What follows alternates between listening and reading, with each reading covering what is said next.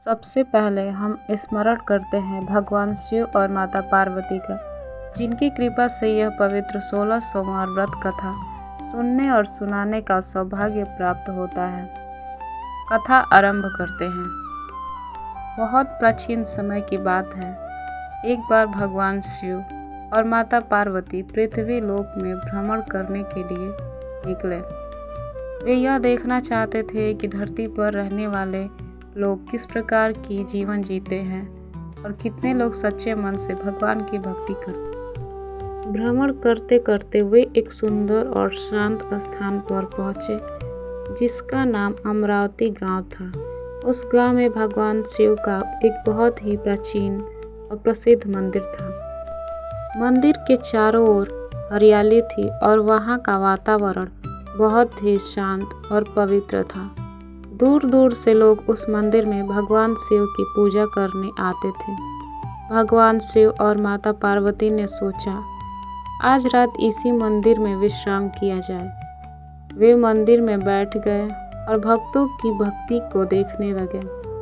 कुछ समय बाद माता पार्वती ने मुस्कुराते हुए भगवान शिव से कहा, स्वामी, आज बहुत दिनों बाद मन करता है कि हम चौसर का खेल खेलें। भगवान शिव ने हंसते हुए कहा, देवी, यदि यही इच्छा है तो अवश्य खेलते हैं। दोनों ने चौसर बिछाई और खेल आरंभ हो गया। उसी समय वहां मंदिर का एक गरीब ब्राह्मण पूजा करने के लिए आया। वो बहुत ही सरल और भोला था। उसका जीवन बहुत ही कठिन था, लेकिन वह भगवान शिव का बहुत बड़ा भक्त था। वह रोज मंदिर में आकर भगवान शिव की पूजा करता। माता पार्वती ने ब्राह्मण को देखा और उससे कहा, ब्राह्मण देव, आप तो बहुत ज्ञानी प्रतीत होते हैं। बताइए, इस खेल में कौन जीतेगा, मैं या भगवान शिव? ब्राह्मण ने थोड़ी देर सोचा और फिर कहा, देवी, इस खेल में भगवान शिव ही जीतेंगे। लेकिन जब खेल समाप्त हुआ तो परिणाम कुछ और ही निकला। उस खेल में माता पार्वती की विजयी हुई। यह देखकर माता पार्वती को बहुत क्रोध आया। उन्होंने ब्राह्मण से कहा, तुमने झूठ बोला है, इसलिए मैं तुम्हें श्राप देती हूँ कि तुम्हें कोढ़ का भयानक रोग हो जाए। माता पार्वती के श्राप से तुरंत ही ब्राह्मण के शरीर में कोढ़ का रोग फैल गया। उसका शरीर घावों से भर गया। ब्राह्मण बहुत दुखी हो गया। अब लोग उससे दूर रहने लगे। कोई भी उसके पास नहीं आता था। लेकिन इतना दुख मिलने के बाद भी उस ब्राह्मण ने भगवान शिव की भक्ति नहीं छोड़ी।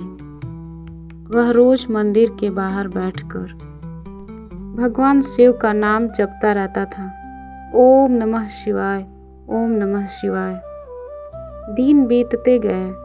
एक दिन वहाँ से कुछ देवलोक की अप्सराएं गुजर रही थी। उन्होंने उस ब्राह्मण को देखा और उसके दुख का कारण पूछा। ब्राह्मण ने उन्हें सारी कहानी बता दी, माता पार्वती का श्राप और अपनी गलती। अप्सराओं को उस ब्राह्मण पर बहुत दया आई।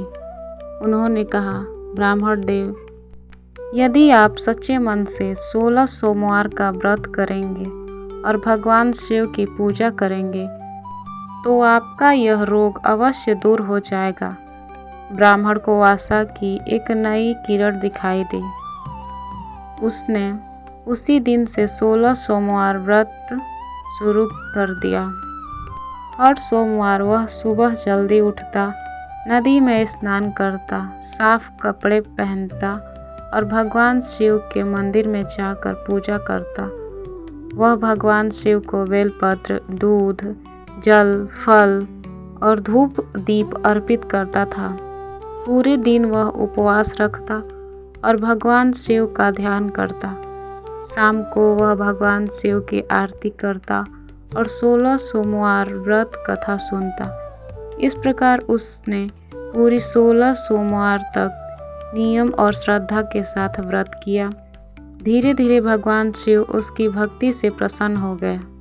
एक दिन भगवान शिव उसके सामने प्रकट हुए और बोले, ब्राह्मण देव, तुम्हारी भक्ति से हम बहुत प्रसन्न हुए हैं, वर मांगो।